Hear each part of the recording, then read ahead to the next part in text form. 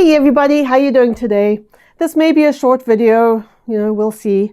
I'm just feeling a little bit under the weather, but I did want to talk to you guys about something today. Does anyone have the sense that the year 2020 finally gave us something good? Of course, the very next day, 2020 took Alex Trebek away from us, but we have to take the good where we can find it. There are people who make it their mission to avoid political discussion on their channels at all costs. I am not one of those people. I have strong opinions about things, and I am too old to be expected to be quiet about those opinions. Anyone who has watched pretty much any of my videos probably has a good idea of where I was hoping the US election would go. So it will be no surprise for you to hear me say this. Congratulations, America. You have accomplished something historic. You are one of the few nations on earth that, when poised on the brink of fascism, managed to do a course correction early on. Yes, you had 4 years of... I don't even know what to call it. Most countries that go down that road do not turn back for a long time. But you did. There was a lot of fixing, a lot of repair, a lot of healing that has to be done in the United States. But it had to start with this. And I could not be happier. Congratulations. Since the current White House resident took office, and even before the 2016 election, this meme has circulated around social media a fair bit.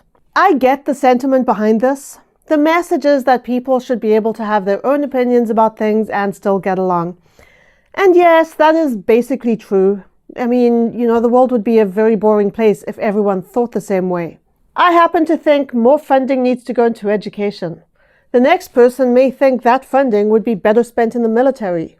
Considering how I feel about military spending, that's quite a big difference of opinion, but I could still be friends with that person. I can be friends with someone who is skeptical about climate change, or who doesn't believe in recycling, or who believes everyone should be vegan.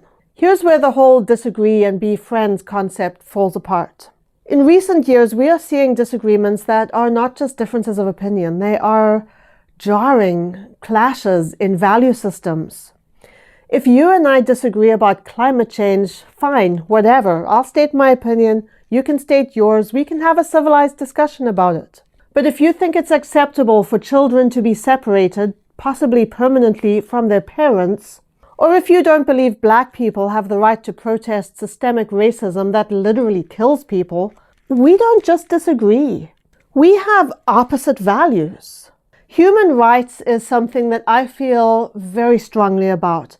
I've been told several times that I'm a social justice warrior, and that phrase has been used against me. Like being a social justice warrior is a bad thing. The first couple of times I heard it, I didn't even know what it meant, and I had to Google it. I discovered that a social justice warrior is a person who expresses or promotes socially progressive views. So I looked up social progressivism, and here's what it means. This quote is from a website called study.com. Social progressivism is the belief that society's root issues need to be exposed, dealt with, and corrected. Social progressives are generally not content with accepting things as they are for the sake of tradition, and are willing to uproot even long-standing social traditions to create what they see as a better, fairer, and more equal society. So I have a question. What's wrong with that? If a social construct exists that is hurting people, why on earth would we not want to change that? So yeah, I will gladly accept the label of social justice warrior. The simple fact of someone being on the right of the political spectrum while I am so far on the left would not result in me ending a friendship. There are many right-leaning people who do believe in human rights. But if I discover that someone I have been friends with subscribes to the brand of conservatism that promotes racism, homophobia, transphobia, or discrimination on the grounds of religion, country of origin, physical or mental disability, and worse if that person condones actions that physically or mentally harm people who fall into those groups, I would have a hard time continuing that friendship.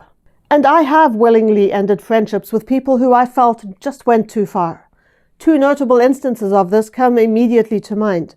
One was when a friend declared that he was proud of his history of beating up gay people and he would do it again. Another was when a friend posted on Facebook that his right to own guns was more important than the rights of Parkland shooting survivors to attend school without fear of being murdered by a mass shooter.